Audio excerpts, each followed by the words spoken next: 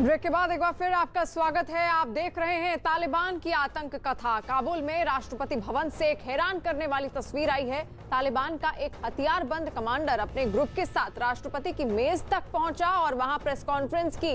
उसने दावा किया कि वो अमेरिका की बनाई हुई एक अस्थायी जेल में 8 साल कैदी रह चुका है।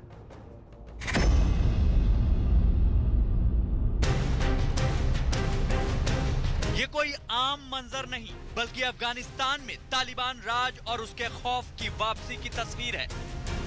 तालिबान भले ही शांति और भाईचारे का वादा करे, लेकिन काबुल में राष्ट्रपति की डेस्क पर हथियारबंद आतंकियों की मौजूदगी आने वाले वक्त का सच बयां कर रही है। तालिबान के लड़ाके कह लीजिए या आतंकी, इन हथियारबंद लोगों के बीच एक ऐसा शख्स नजर आया जिसे आतंकी गतिविधियों के आरोप में अमेरिकी फौज ने क्यूबा की एक अस्थायी जेल में कई साल कैद रखा। यही वो तालिबान का कमांडर है जिसने 15 अगस्त को काबुल में राष्ट्रपति भवन में दाखिल होने के बाद एक प्रेस कॉन्फ्रेंस की और शांतिपूर्ण सत्ता हस्तांतरण की अपील की। अफगानिस्तान की राजधानी काबुल में जब तालिबान ने कब्जा कर लिया तो राष्ट्रपति भवन के अंदर का मंजर हैरान करने वाला था। हथियारबंद तालिबानी लड़ाके राष्ट्रपति भवन की डेस्क पर पहुंच गए और यहां पर प्रेस कॉन्फ्रेंस के दौरान एक तालिबानी कमांडर ने बताया कि वो क्यूबा में अमेरिका के डिटेंशन सेंटर में बतौर 8 साल कैदी रह चुका है। यानी अमेरिका के नियंत्रण वाली इस अस्थायी जेल में ये तालिबानी कमांडर अब सत्ता में भागीदारी भी रहेगा। बता दें कि इस तालिबानी कमांडर के साथ दूसरे हथियारबंद लड़ाकों ने राष्ट्रपति भवन का मुआयना भी किया। काबुल में राष्ट्रपति भवन में तालिबान ने अपने हथियारबंद लोगों के साथ प्रेस कॉन्फ्रेंस की। मीडिया के जरिए दुनिया को संदेश दिया कि अफगानिस्तान में अब युद्ध खत्म हो चुका है और उनका शासन लौट आया है। The security of the Kabul city and that the properties of people, the honor are not harmed and people are not killed.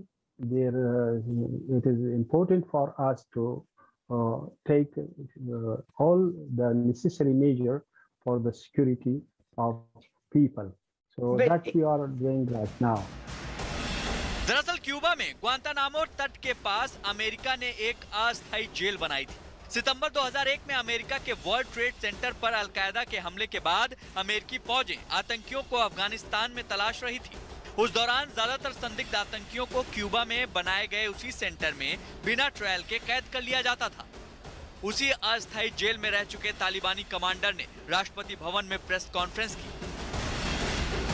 शायद ये सब तालिबान के नेताओं की रणनीति थी, जिसके जरिए अमेरिका को संदेश दिया गया कि जिसे उन्होंने आतंकी मानकर अपनी अस्थायी जेल में रखा, वही तालिबान कमांडर अमेरिका के खिलाफ 20 साल से जारी लंबी जंग को जीतने का ऐलान कर रहा है। 1994 में तालिबान का आधिकारिक रूप से गठन करने वाले मुल्ला अब्दुल गनी बरादर ने इसे अफगान के लोगों की जीत बताया है।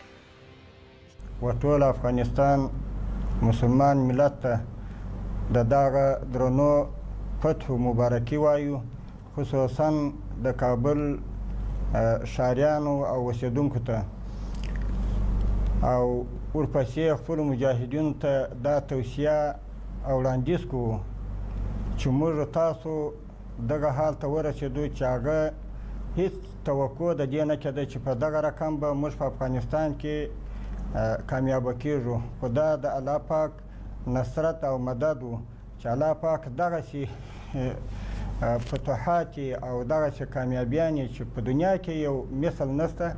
साल 2001 में जब अमेरिकी फौजों ने अफगानिस्तान की फौज के साथ मिलकर ओसामा बिन लादेन की तलाश में तालिबान पर कार्रवाई शुरू की तो मुल्ला बरादर ने विद्रोह कर दिया। अमेरिकी सेनाएं जब मुल्ला बरादर को अफगानिस्तान में ढूंढ रही थी तो वो चुपचाप पाकिस्तान चला गया।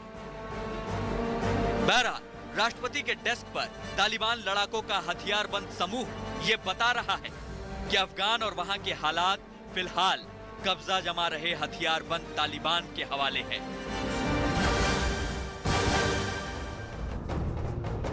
दरअसल तालिबान के कई आतंकियों को अमेरिकी फौजों के दबाव में अफगानिस्तान छोड़ना पड़ा था। अलग अलग देशों में फैले तालिबान के कई संदिग्ध आतंकियों और मददगारों को अमेरिका ने 2001 के बाद से क्यूबा में अस्थायी डिटेंशन सेंटर में कई साल बंद रखा।